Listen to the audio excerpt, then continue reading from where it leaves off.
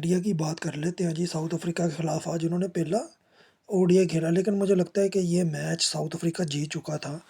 लेकिन कार्बन बोझ आप देखेंगे आखिर में जो उसने हवा की तरफ शॉट खेला है, उसके बाद जब वो हैंडशेक कर रहा था वो अंदर की तरफ देख रहा था किसी को, यानी कि अंदर से ही किसी ने कहानी डाली है कि भजन आपको हारना है ये मैच, और उसने वो मैच हार भी गया। देखे 17 रन से हार कोई इतनी बड़ी हार नहीं। इंडिया ने कुछ ऐसा कमाल नहीं किया ना बैटिंग ना बॉलिंग में कि सब हैरान हो जाए। कमाल किया तो साउथ अफ्रीका ने किया भाई। 79 पर 4 आउट थे और साउथ अफ्रीका पहली मैच देने को इनको तैयार थी। उसकी वजह ये है कि एडन मार्करम पहली बात तो ओपनर नहीं है। मैं आपको बता दूं वो मजबूरन ओपनर बना था कि उनके क्विंटन डी कॉक ने रिज़ाइन दे दिया था। वो अब टीम में वापस आ चुका है। रियान रिकाल्टन के साथ ओपनिंग किसकी बनती थी? सबसे पहले बनती थी क्विंटन डी कॉक की, और नंबर 3 पर आना चाहिए था एडन मार्करम, लेकिन ऐसा नहीं हुआ। इन्होंने प्लानिंग पहले ही तैयार की हुई थी। अब उसके बाद 79 for 4 ये आउट हो चुके थे। और आपको पता है कि इसमें बवुमा कैप्टन ही था, वरना इनका स्टाइल खेलने का कुछ और ही होता, ये इंडिया को भी पेल देते। लेकिन इसका कैप्टन वो बंदा था एडन मार्करम, जो कि सनराइजर हैदराबाद का कैप्टन है साउथ अफ्रीका लीग के अंदर। उसके अलावा आईपीएल में भी खेलता रहता है। अब उस बंदे की टीम ने जो कमाल करके दिखाया, ये 70 रन की हार ये मेरी समझ से बाहर है। 17 रन की हार, वो भी 5 गेंदें जब पड़ी हुई हैं आपके पास, आपने 18 रन मारना है तो आप मार सकते थे। कार्बन बोझ जिस तरह से खेल रहा था वो आउटस्टैंडिंग इनिंग खेल के गया, मैं बार बार कह रहा हूँ। लेकिन जब उसने इनिंग एंड की है वो अंदर की तरफ देख रहा था, कैमरे का फोकस उसके ऊपर था, तो इसका मतलब बाहर से कुछ ना कुछ इंस्ट्रक्शन उसे मिल रही थी। अब कार्बन बोझ की 67 की इनिंग फैबुलस इनिंग थी उस बंदे की। 79 for 4, यानी कि साउथ अफ्रीका के 4 खिलाड़ी आउट हो चुके थे कि 80 से पहले 4 खिलाड़ी आउट थे। लेकिन फिर जो विकेट कीपर है, फैबुलस बैटिंग की इस बंदे ने। ऐसा विकेट कीपर साउथ अफ्रीका को दोबारा से मिला। क्विंटन डी कॉक पहले तो था, लेकिन अब जो ये बंदा निकल गया है ना, फैबुलस है।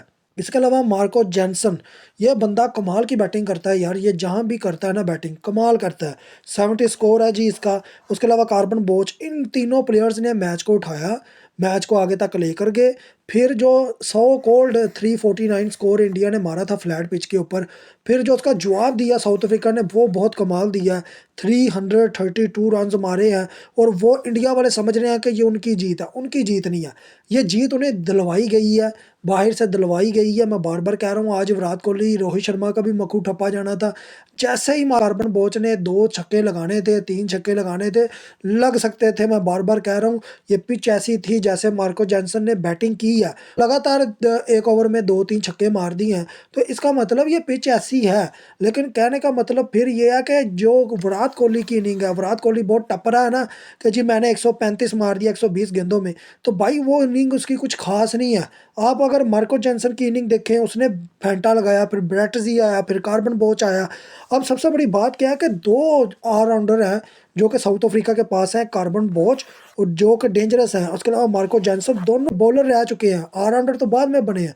उन्हें बड़े अच्छे अंदाज में इंडिया की बॉलिंग को तबाह किया है। और जिस तरीके से इंडिया ने 4 विकेट ली, उसके बावजूद उनकी पिटाई करने में ये 2 ऑलराउंडर सामने रहे हैं। बाकी तो प्लेयर्स आराम से आते गए हैं जाते गए हैं।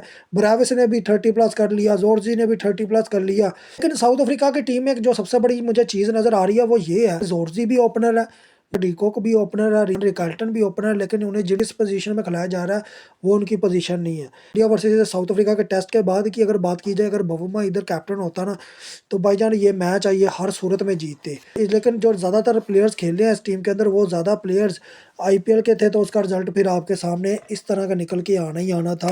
वो रिजल्ट आपके सामने है कि साउथ अफ्रीका 17 रन से हार गई। लेकिन मैं नहीं समझता था कि ये टीम इतनी क्लोज मैच ले जाकर, कार्बन बोझ जैसा जो प्लेयर जो कि बैठ के बैक यार्ड पर छक्के लगा रहा है, तो उसके लिए ये इतना मुश्किल नहीं था। और जहाँ तक बात की जाए तो इंडिया की बॉलिंग बैटिंग दोनों ने काम रही है।